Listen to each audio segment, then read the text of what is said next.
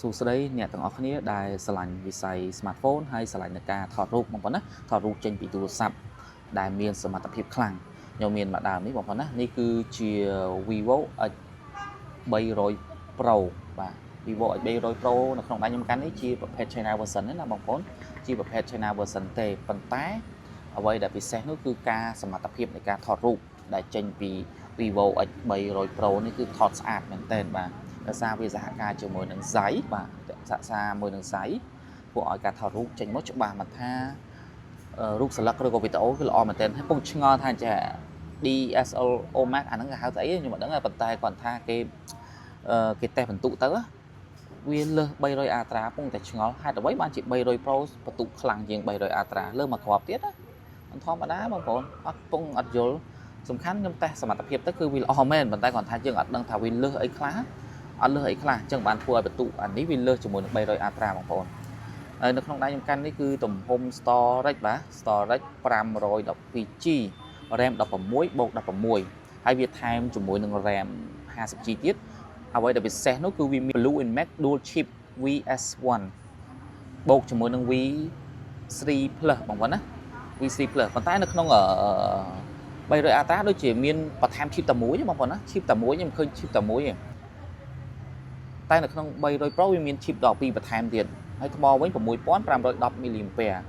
ធម្មតាថតរូបចេញពីទូរស័ព្ទហ្នឹងគឺល្អមែនតើណាបងប្អូនញាក់សាច់របស់វាដែរហ្នឹងណាឥឡូវខ្ញុំមកតេស្តសមត្ថភាពខ្លីៗបាទមិនវែងថត object លើធម្មជាតិបងប្អូនឥឡូវខ្ញុំសាក 3.5 បាទ 3.5 អាយ៉ាឲ្យចុចញ៉ាយម៉េះបាទជប់ 3.5 វិញបងប្អូនណាបាទ 3.5 គុណយើងថត object នឹងមួយបាទចង់ដឹងមើលថាវាមិនដែរ portrait ស្អាតបងប្អូនអើយគ្រាន់តែដាក់ 10x គុណបងប្អូនអើយកាត់ឆ្កៀលត្រេល្អមែនតើបាទកាត់ឆ្កៀលល្អមែនតើបាទឥឡូវខ្ញុំថត 1x ទៅលើចកនេះបងប្អូនណាឥឡូវ 2x បងប្អូនឥឡូវ 3.5x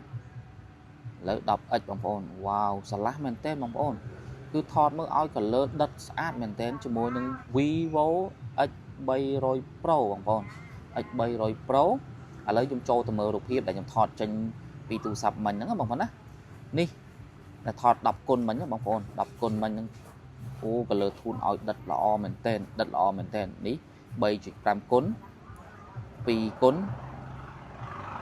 វ៉ាវមិនធម្មតារូបភាពនេះបើថតហើយយកទៅដាក់ធ្វើជា wallpaper គឺកប់មែនតើនេះរូបភាពដែលខ្ញុំថតដាក់10គុណហើយយើងដាក់វត្ថុឲ្យគៀវាស្តៀង macro mode ពេលដែលថតទៅគឺវាឆ្កៀលក្រោយល្អដាច់មែនតើបាទវាអត់ឲ្យ color ដិតលើសបងប្អូនវាអត់ឲ្យ color ដិតលើសវាឲ្យបែបធម្មជាតិច្រើនបាទអរគុណច្រើន